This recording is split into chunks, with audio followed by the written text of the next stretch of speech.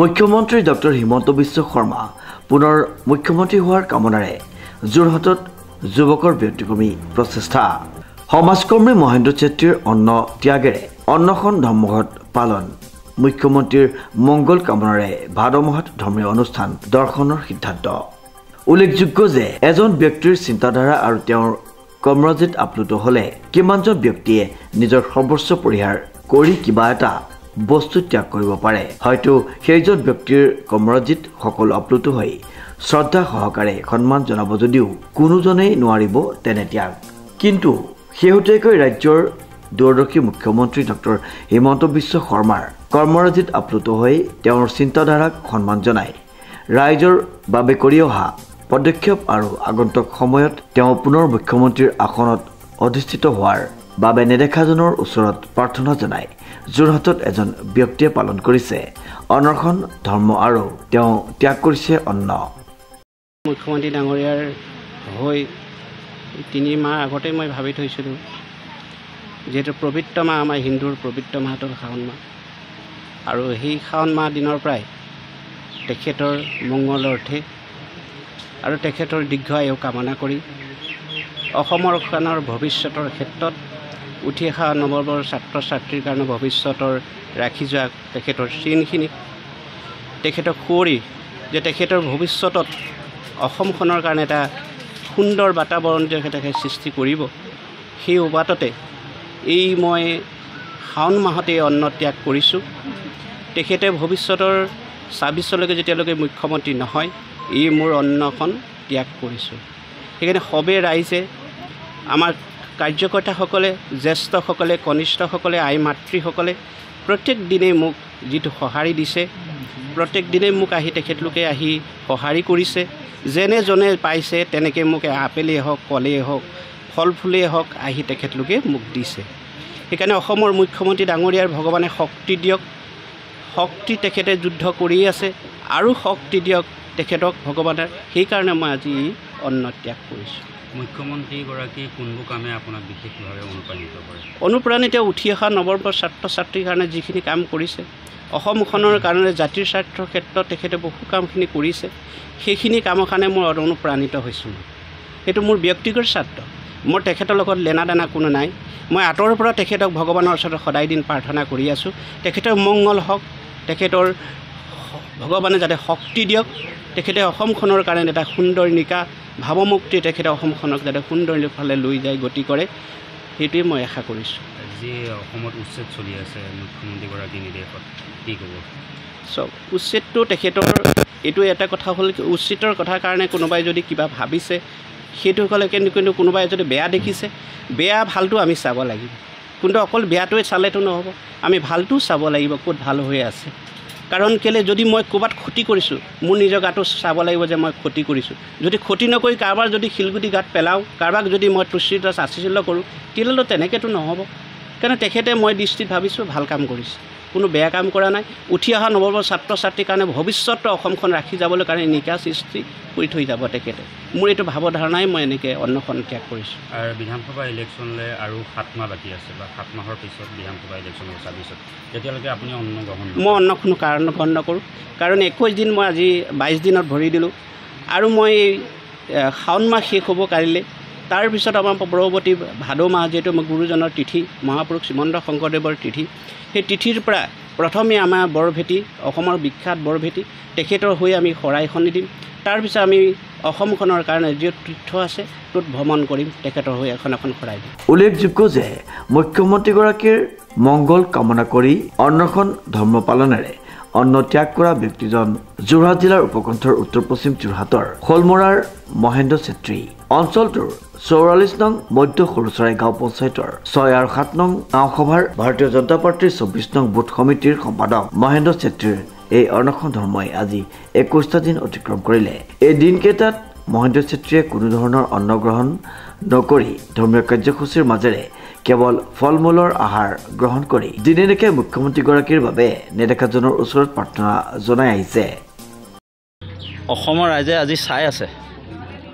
অসমৰ ৰাইজে ভালকৈ নিৰীক্ষণ কৰিছে হিমন্ত বিশ্ব শৰ্মাৰ যিটো সবল নেতৃত্ব তাৰ ওপৰত মানুহে চক্ষু দিছে গতিকে মুখ্যমন্ত্ৰী ২৬ত তেওঁ অনায়াসে হ'বই, যিহেতু অসমৰ মানুহে তেওঁলৈ বাট চাই আছে আৰু গত যিখিনি কাম কৰিছে সেই কামখিনিতো আপলোড হৈছেই ৰাইজ, কিন্তু আগন্তুক দিনত তেওঁক আকৌ যিখিনি আধাৰৰ কাম থাকি যাব সেইখিনি সম্পূৰ্ণ কৰিবৰ কাৰণে তেওঁকেই মুখ্যমন্ত্ৰী অসমৰ ৰাইজে পাতিব।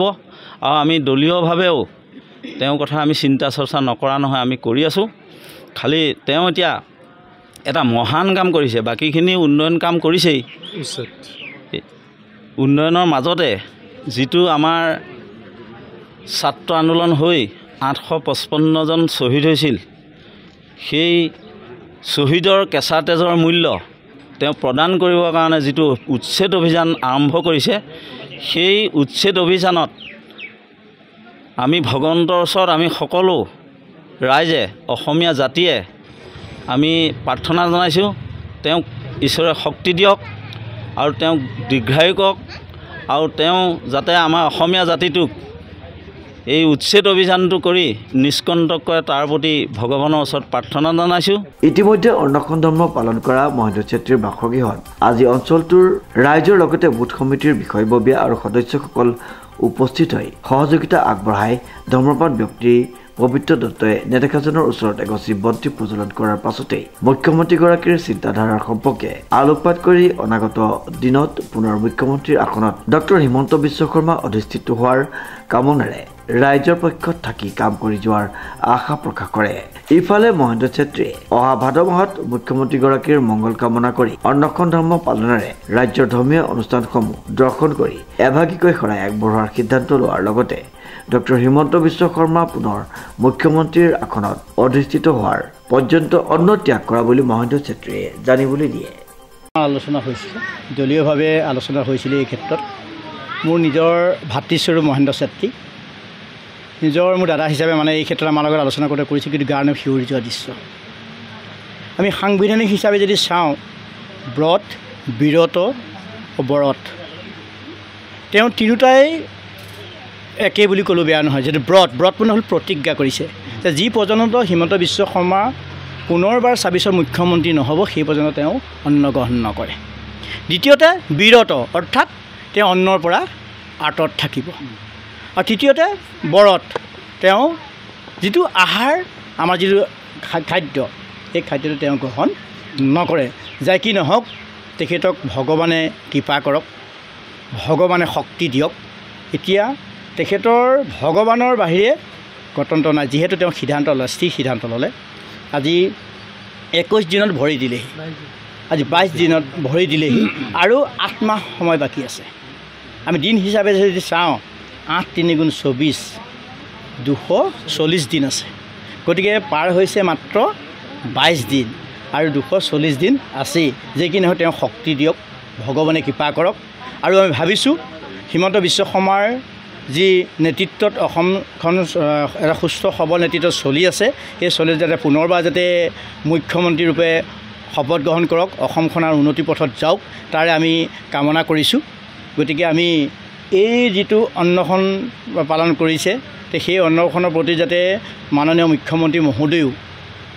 যে আমাৰ চক তৃণমূল কৰ্মী, তেখেত হ'ল তৃণমূল এজন কৰ্মী। বৰ্তমান আমাৰ যিটো ২৪ নং বুথ আছে, সেই বুথৰ তেওঁ সম্পাদক এজনে তেওঁ কৈ আগতে কৈছে যে তেওঁৰ লগত চিনা পৰিচয় নাই। আমাৰ লগত যদি ক'ৰবাত কথা বতৰা হৈছে, মন্ত্ৰী মহোদয় বা MP সকলৰ লগত বা মিনিষ্টাৰসকলৰ লগত আমাৰ যদি কথা বতৰা হৈছে, কিন্তু মহেন্দ্ৰ ছেত্ৰী তেনেকুৱা কথা বতৰা হোৱা নাই। কিন্তু তেওঁক ভগৱান হিচাপে আৰাধনা হৃদয় স্থাপন কৰি, হিমন্ত বিশ্ব শৰ্মাক নৰেন্দ্ৰ মোদী ডাঙৰীয়াৰ হৃদয়ত অন্তৰ স্থাপন কৰি তেওঁ অন্নৰ পৰা বিৰত ৰাখিছে, ব্ৰত কৰিছে। গতিকে মই ভাবিছোঁ মাননীয় মুখ্যমন্ত্ৰী মহোদয়ে যে আমাৰ এই তৃণমূল কৰ্মীসকল তেখেতৰ প্ৰতি কিমান শ্ৰদ্ধা কৰে, ভক্তি কৰে, এই আপাহতে এই কৰ্মীসকলৰ প্ৰতি তেওঁ অকণমান হ'লেও সুদৃষ্টিৰে চাই এই কৰ্মীসকলক গুৰুত্ব দিবলৈ মোৰ আহ্বান আছে। গুৰুত্ব নিদিয়াকৈ থকা নাই, যিহেতু আমাৰ কৰ্মীসকল তেখেতৰ প্ৰতি ব্যাকুল হৈ আছে। এই বাৰ্তাত তাকে তেখেতে অন্নটো ত্যাগ কৰিছে। নেক্সট মুখ্যমন্ত্ৰী হিমন্ত বিশ্ব শৰ্মাই আকৌ 2026 তেখেত আকৌ মুখ্যমন্ত্ৰী নোহোৱালৈকে মই অন্নটো ত্যাগ কৰিম বুলি কৈছে। দিনত তেখেতে ফল মূল খায় আৰু গাঁওবাসী আমাৰ দাদাসকলেও বহুত সহায় কৰিছে আমাক। মই মানা কৰিছিলোঁ তেখেতক, কাৰণ ইমান দিনলৈকে অন্নটো গ্ৰহণ নকৰাকৈ কেনেকৈ তেখেতে জীয়াই থাকিব বুলি, কিন্তু তেখেতে কৈছে মই পাৰিম, মোৰ এটা শক্তি আছে বুলি কৈছে। ভগৱানৰ শক্তি। আজি 22 দিন হ'ল। তেখেতে ইলেকশ্যন নোহোৱালৈকে মানে ৰিজাল্ট নোলোৱালৈকে তেখেতে এনেকৈ থাকে। হয়, গাঁওবাসী সদায় আহেনে? হয় সহায় কৰি আছে, আহি আছে, খবৰ লৈ আছে। দাদাহঁতি আহি আছে, আমাৰ ৰাজীৱ দাহঁতি, আমাৰ দাদাহঁতি আহি আছে, খবৰ লৈ আছে তেখেতে। যোৰহাটৰ পৰা প্ৰশান্ত গায়নৰ ৰিপৰ্ট, নিউজ নাও।